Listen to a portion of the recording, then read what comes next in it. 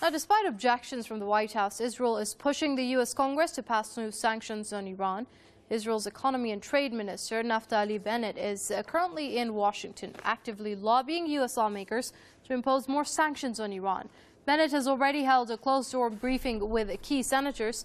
He's also met with a number of congressmen, trying to persuade them to oppose a diplomatic deal with Iran.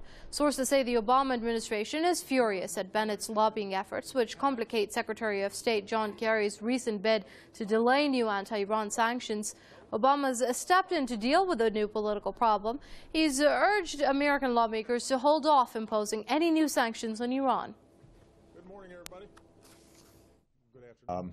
If we're serious about pursuing diplomacy, then there's no need for us to add new sanctions on top of the sanctions that are already very effective.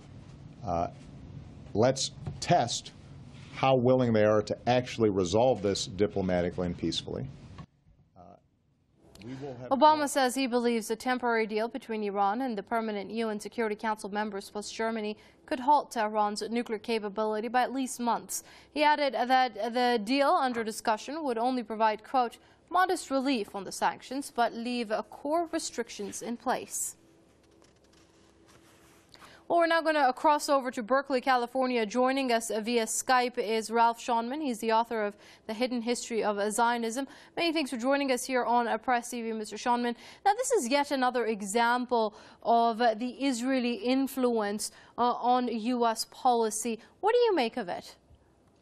Well, there is, of course, a definite demand on the part of both the Israelis and the Saudis that these negotiations not proceed.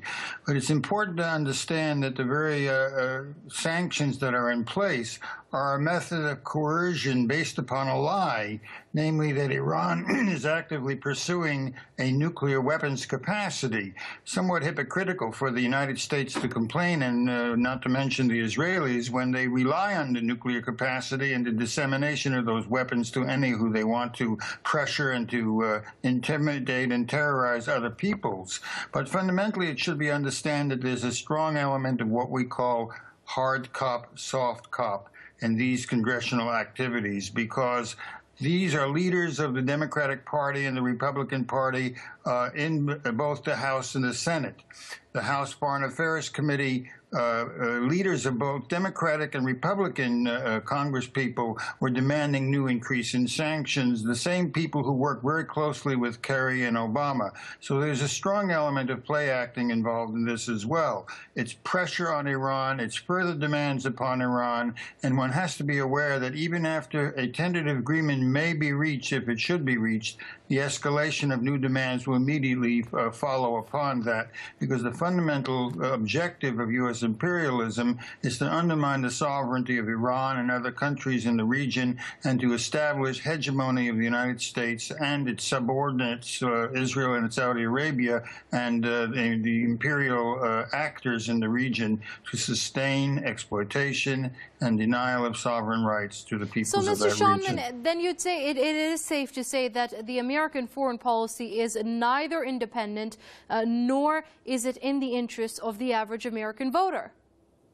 Well, I would say this, that the foreign policy of the United States is under the control of U.S. imperialism and of the huge corporate conglomerates that control both houses of Congress, both political parties, that fund the entire political process and dominate it.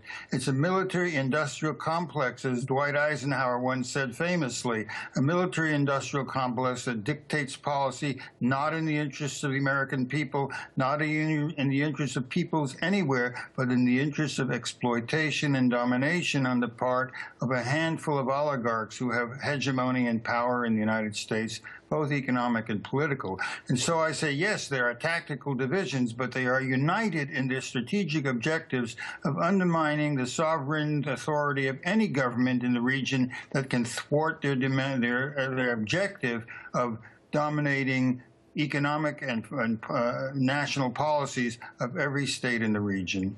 Okay, we're going to have to leave it there. Ralph Schoenman, the author of Hidden History of Zionism, there, joining us via Skype from Berkeley. Many thanks indeed for your comments here on Press TV, Mr. Schoenman.